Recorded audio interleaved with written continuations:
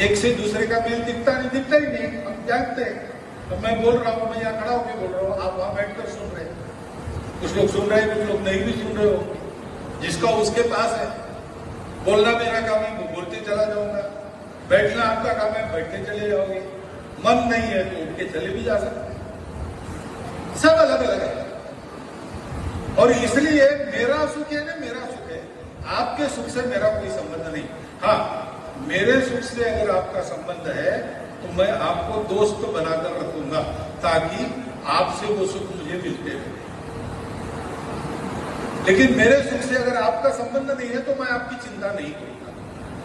और मेरे सुख के आड़े अगर आप आते हैं तो हर तरह से मैं आपको बाजू कर दूंगा। बाजू नहीं होते हैं तो समाप्त ही कर दूंगा। क्योंकि जीवन किस लिए है? ये ताली बजाने की बात नहीं, खेत करने की बात है भैया, सोच समझ के सुनो। क्योंकि मेरा ही सुख, और कुछ नहीं, मैं हूं। मैं जब तक हूं दुनिया है, मेरे जाने के बाद कौन जाने क्या है, किसने देखा है क्या? सिर्फ सलामत तो पकड़ी 50। और इसलिए जितना इस जीवन में भोग कर सकते हो भोग करो, जितना जमा कर सकते हो जमा करो। उसके लिए लोगों के पेट मारने पड़े, गले काटने पड़े तो भी कोई बात नहीं, तुम जियो। Survival of the fittest. क्योंकि जो कुछ है इसी जन्म में मिलने वाला है, बाद में नहीं मिलना। और सुख इसी में से मिलने वाला है, और कहीं सुख है नहीं। ऐसा वो पहले से मानते, एक बार वो रुक गए। सुख की खोज तो हमने भी की, उन्होंने भी की, लेकिन उस खोज के एक पड़ाव पर वो लोग रुक गए, आगे नहीं बढ़े।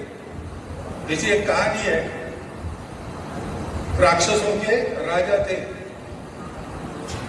और देवों के राजा इंद्र थे। इंद्र और वो राक्षसों के राजा विरोचन, दोनों समाजों ने बहुत प्रगति की, उनके पास सब कुछ था।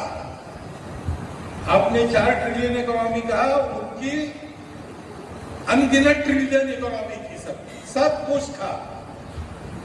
चाहे जितना जी सकते थे, चाहे जितना भोग सकते थे, कोई प्रतिस्पर्धी नहीं थी। लेकिन लोगों के पास समाधान नहीं था, संतोष नहीं था। वो अपने अपने गुरु के पास गए, विरोचन गए शुक्राचार्य जी के पास, और इंद्र गए बृहस्पति जी के पास। अब देखो, बृहस्पति जी देवगुरु है,